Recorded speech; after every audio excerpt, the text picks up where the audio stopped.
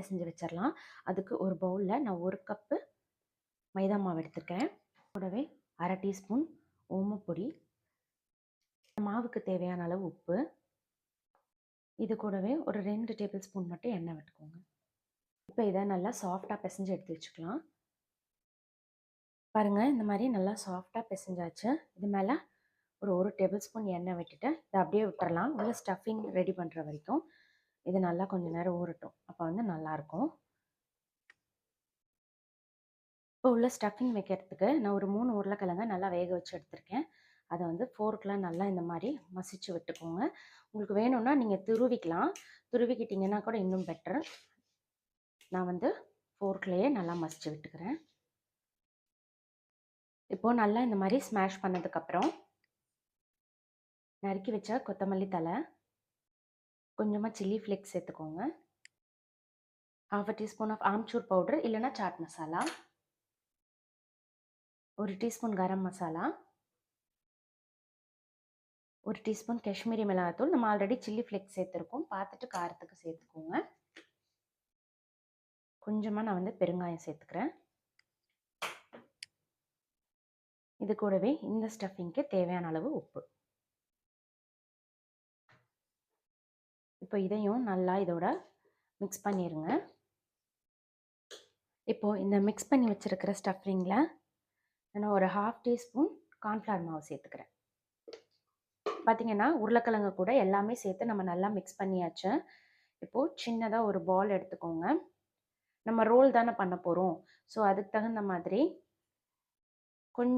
கொஞ்சம் மொத்தமாக, ரொம்ப சன்னமாகவும் இல்லாமல் ரொம்ப வந்து குண்டாகவும் இல்லாமல் ஓரளவுக்கு இந்த மாதிரி சிலிண்ட்ரிக்கல் ஷேப்பில் பிடிச்சி எடுத்து வச்சுக்கலாம். இப்போ இதே மாதிரி எல்லாத்தையும் ரெடி பண்ணி வச்சுக்கலாம். இப்போ பார்த்தீங்கன்னா உள்ள ஸ்டஃபிங் எல்லாமே இந்த மாதிரி ஷேப்பில் நான் பிடிச்சி எடுத்து வச்சுக்கிட்டேன். இப்போ மாவு திரட்டிக்கலாம். இப்போது இது மேலே மாவு லைட்டாக டஸ்ட் பண்ணிவிட்டு ஒரு சின்ன சைஸ் உருண்டை எடுத்துக்கிறேன். நம்ம பிசைஞ்சு வச்ச மாவில் இப்போ இதை வந்து நல்லா நீளமாக தேய்ச்சிக்கலாம். கொஞ்சம் சன்னமாகவே தேய்ச்சிக்கோங்க. இதை ரொம்ப வந்து திக்காக தேய்க்காதீங்க. இப்போ பார்த்தீங்கன்னா மாவை நல்லா நீட்டமாக சன்னமாக தேய்ச்சிக்கோங்க. ஏன்னா நம்ம ரோல் பண்ணுறதுனால ஃப்ரை பண்ணும்போது அது வந்து கொஞ்சம் ஹார்டாக இருந்துச்சுன்னா சாப்பிட முடியாது.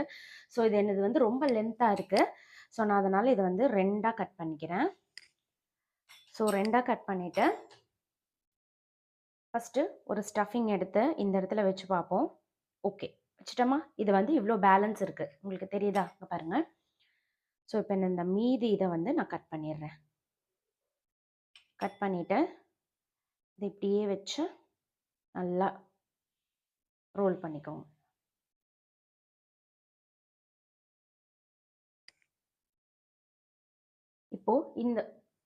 இப்போ இந்த ஓரங்கள் இருக்கு இல்லையா, அதில் வந்து நான் மைதா மாவை தண்ணியில் கரைச்சி வச்சுருக்கேன்.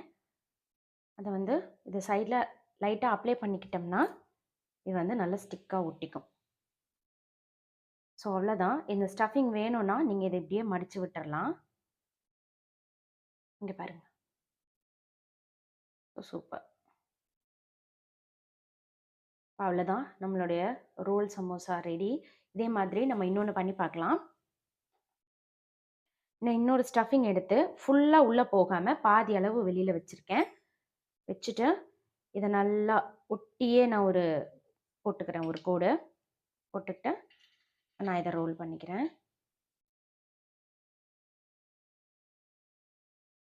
ரோல் பண்ணிட்டு இந்த எட்ஜஸ் இருக்கு இல்லையா, இதில் திரும்ப மைதா மாவு அப்ளை பண்ணிக்கிறேன்.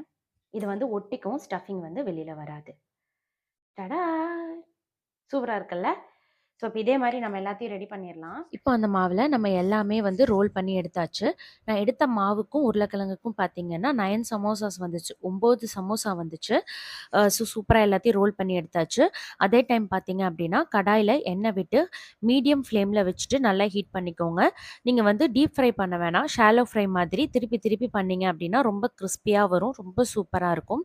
ஸோ மீடியம் ஃப்ளேம்லேயே வச்சுட்டு பக்கத்துலேயே இருந்து கொஞ்சமாக திருப்பி விட்டு கோல்டன் ப்ரௌன் ஈவன் கலரில் வர மாதிரி நல்லா ஃப்ரை பண்ணி எடுத்துக்கோங்க. ஈவினிங் டைமில் இது ரொம்ப நல்ல ஸ்நாக், சூப்பராக இருக்கும். குழந்தைங்க ஸ்கூல் விட்டு வரும்போது நீங்கள் சட்டுன்னு பண்ணி கொடுத்துடலாம். ரொம்ப சூப்பராக இருக்கும். குழந்தைங்க ரொம்பவே விரும்பி சாப்பிடுவாங்க.